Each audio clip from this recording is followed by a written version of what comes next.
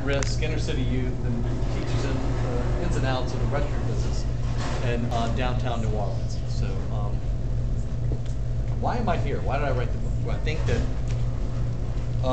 the important thing for me is to really tell the story of New Orleans. And though you know us very well, you're our neighbors and you saved us after the storm,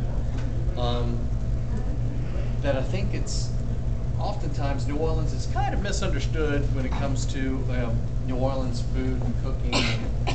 Doesn't always translate well outside of the city limits. And part of that is that I think New Orleans is the only place that has its own indigenous urban cuisine in the entire country. Not to say they're great, there's better restaurants around the world. There's fancier restaurants and there's this and that, but I think the cuisine of New Orleans and for that matter, the culture of New Orleans exists in a way that it just can't possibly exist anywhere else. The right kind of cultural storm came to be where even still to this day, when people move to New Orleans, they're trying to assimilate into the Franco-Afro culture of what we know as Creole food in New Orleans. And I think that's really special. It's really interesting that it hasn't stopped. And I think if there was one point in my life where I thought like, oh no, this is something's gone wrong here, it really was right after Katrina when we had the big scare. Will they even rebuild New Orleans? Is it worth rebuilding? And blah blah blah blah blah. We heard this, and many people have all the different ideas in the world about it. But I, for one, think that being that we have this special culture, I'm really proud of it. I'm proud that this is a culture that espouses a lot of things that go against the tide of traditional pop, homogenized American culture, and that is we value people, we value families, relationships, and those relationships and families really that's the essence of the culture, and then the expression of that, the expression of the love for family and friends, is seen, is very evident in the food that we eat. And that food, just like our music. Jazz starting out in New Orleans and Creole cooking starting there and making its way to all these up the highways and byways, waterways into the arteries of America and spread like wildfire, I think is something that makes me believe that it's a true national treasure, having this one culture and paying homage to this culture. Earlier I was talking about, well, it's not all about fancy restaurants and this and that, because it's really not. It's about people getting together and cooking. A man, he looked at me like one of these gourmet types, stops me last night and says, I have a problem with your book. The recipe for jambalaya serves 12 people. And I want to cook for myself and maybe one or two others. I said, well, it's a perfect time, perfect occasion to invite some people over. So on my Sunday supper at my house, we'll have like 20, 30, 40 people.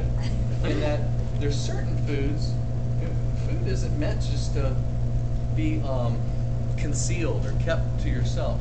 It's about sharing. I think of this is also this culture that, okay, we have so many problems in New Orleans. We're trying to fix them.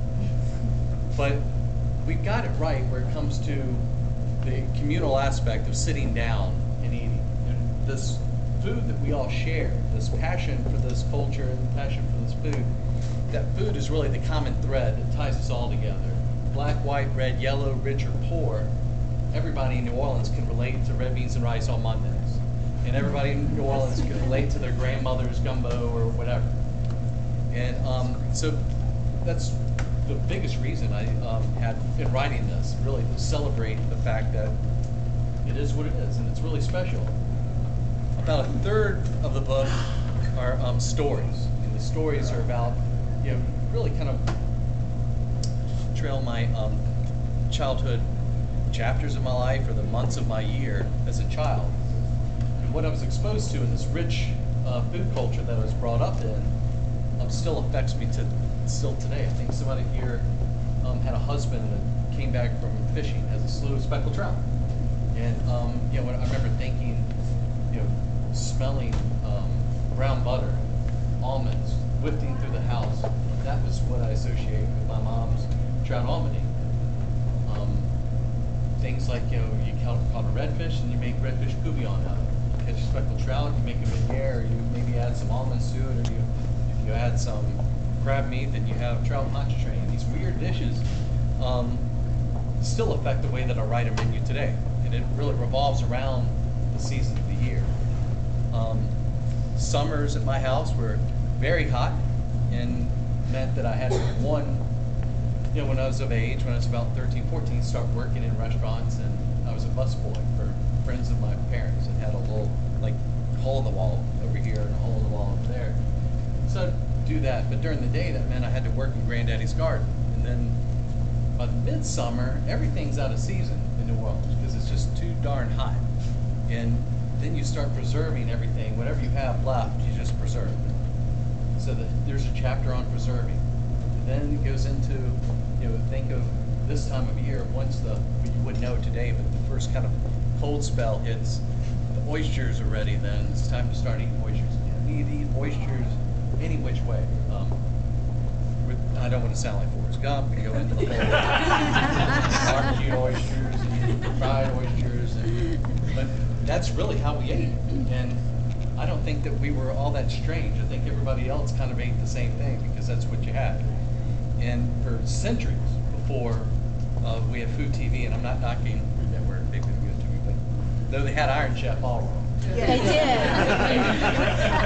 But before we were told it's, the fashionable thing to do is to go to the farmers markets and eat this way or eat that way, we've been doing this.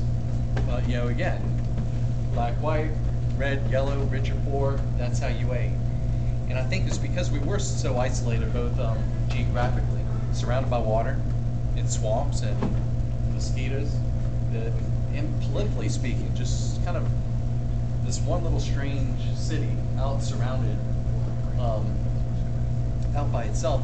We've retained this culture over the years. We've retained this way of eating, and retained our relationship with the land.